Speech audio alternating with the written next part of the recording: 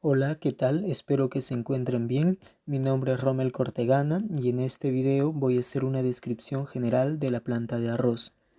Cuando hablamos de descripciones generales de las partes de una planta, naturalmente nos estamos refiriendo a la morfología. Por esta razón conviene comenzar haciéndonos la pregunta: ¿por qué es importante el conocimiento de la morfología de la planta? Pues bien, el conocimiento de la morfología de la planta es importante porque es la base para la diferenciación de variedades, es la base para los estudios fisiológicos y para los estudios de mejoramiento genético de plantas. El arroz es una gramínea anual con tallos redondos compuestos por nudos y entrenudos, formado por hojas con vaina y lámina y con inflorescencias de tipo panícula. La altura de la planta varía desde 40 centímetros en las variedades enanas hasta 7 metros en las variedades flotantes. El arroz tiene dos tipos de órganos de acuerdo a la fase en la que se encuentra la planta. Así, tenemos las raíces, tallos y hojas como órganos vegetativos y las flores y semillas como órganos reproductivos. Las raíces hay dos tipos: las raíces primarias y las raíces secundarias. Las raíces primarias, también conocidas como raíces seminales o raíces temporales, son raíces poco ramificadas, nacen a partir del embrión de la semilla, tienen un periodo de vida muy corto. Y están las raíces secundarias, también llamadas raíces adventicias o raíces permanentes. Estas raíces reemplazan a las raíces primarias. Estas nacen a partir de los nudos subterráneos de los tallos jóvenes y acompañan a la planta durante todo su ciclo de vida.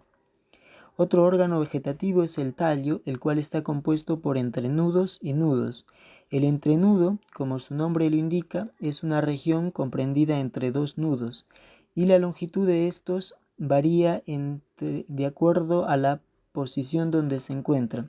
Así, los entrenudos de la parte basal son más cortos, mientras que los de la parte apical son más alargados. Y por el lado de los nudos, cada nudo potencialmente puede formar yemas que dan lugar a tallos secundarios denominados macollos, y también de cada nudo sale o puede salir una hoja. Bien, en la zona nodal hay una estructura en la parte central que separa dos nudos adyacentes, que se conoce como septum. Bien, los macollos son tallos que nacen a partir del tallo principal y se caracterizan porque la emergencia de estos tallos se da cuando el tallo que los contiene, ya sea el tallo principal o los otros macollos, han llegado a tener 5 hojas. Cuando la planta ha llegado a tener 5 hojas, o cuando el tallo ya tiene 5 hojas, se produce una estimulación de las yemas laterales de los nudos basales. Hay tres tipos de macollos: los macollos primarios, los macollos secundarios y los terciarios. Los primarios son los que nacen a partir del tallo principal. Los secundarios son los que nacen a partir de los macollos primarios y los terciarios a partir de los secundarios. También existe una clasificación de los macollos de acuerdo a la ramificación, tomando en cuenta el ángulo que forman con el tallo principal.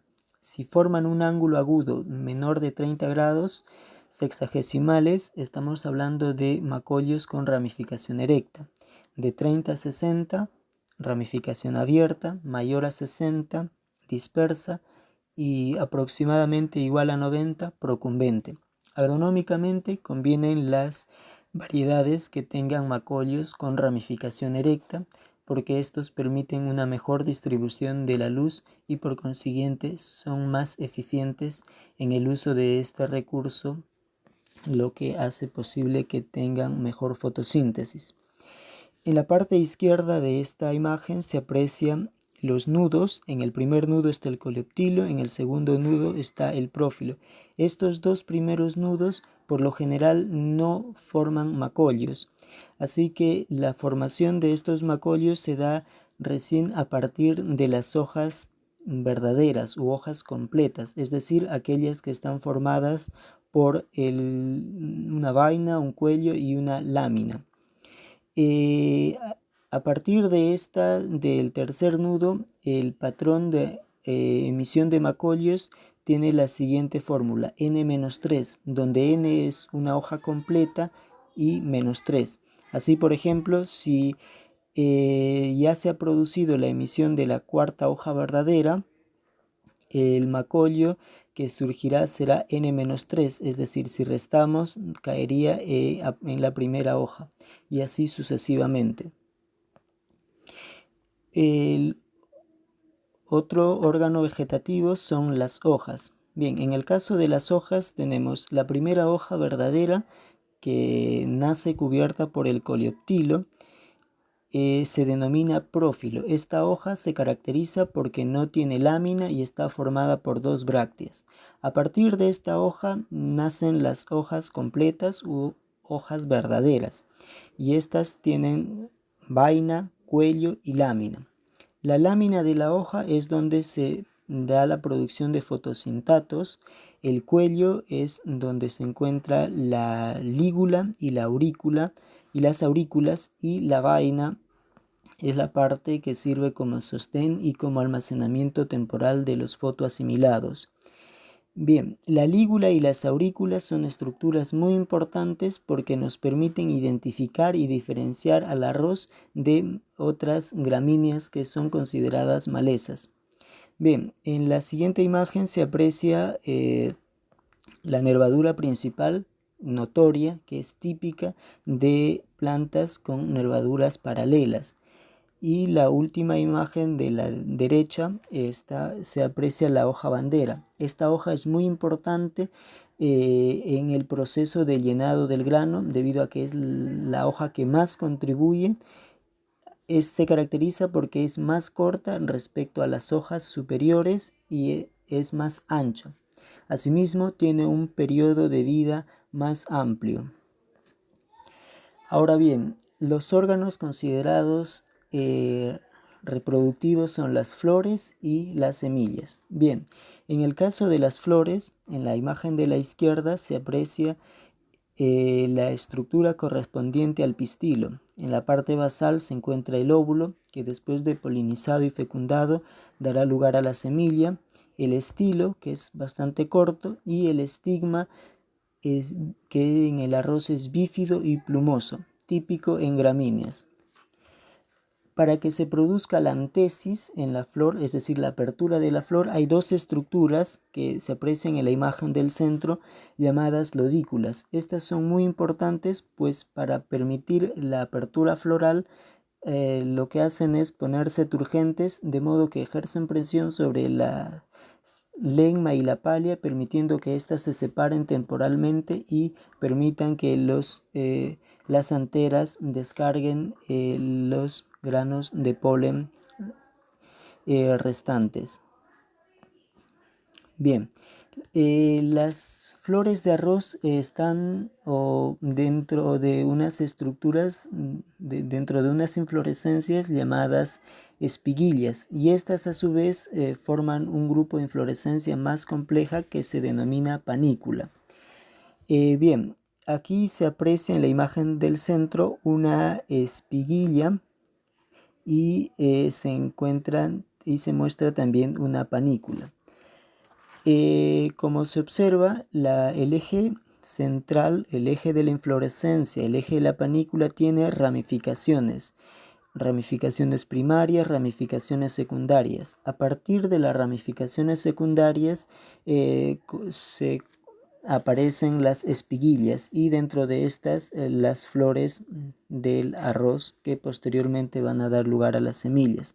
Si hacemos una ampliación en la imagen de la izquierda, se aprecia una estructura blanca que se denomina nudo ciliar. Este nudo es muy importante identificarlo. El entrenudo que está debajo del nudo ciliar recibe el nombre de pedúnculo y el que está sobre el nudo ciliar, ese eje recibe el nombre de raquis.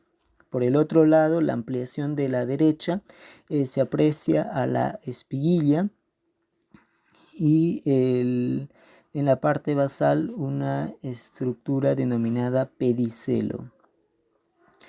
Las panículas se clasifican tomando como referencia el ángulo que forman con el eje central. Así tenemos tres tipos: intermedias, como las de la imagen A, abiertas, como B, o compactas, como C. Agronómicamente convienen las variedades cultivadas que tengan panículas de tipo B, porque estas permiten un mejor manejo de la humedad, de modo que se evita problemas fúngicos. Y los otros órganos que intervienen en el arroz son los llamados órganos reproductivos, las semillas. En el caso de las semillas, cada semilla de arroz botánicamente corresponde a un fruto.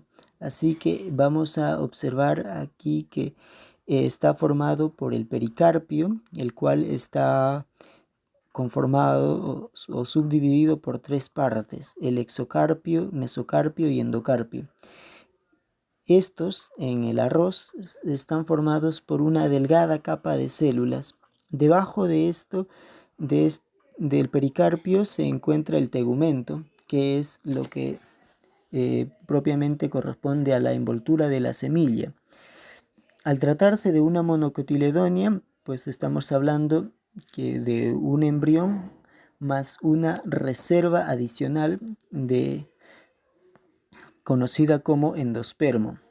Lo referente al embrión, el embrión también tiene una reserva almacenada en su cotiledón llamado escutelo o escutelum, y consta de dos ejes: un eje que corresponde a la plúmula, que posteriormente dará lugar a la formación de las hojas y tallos, y el otro eje de la radícula, que dará lugar a la formación de las raíces primarias o seminales.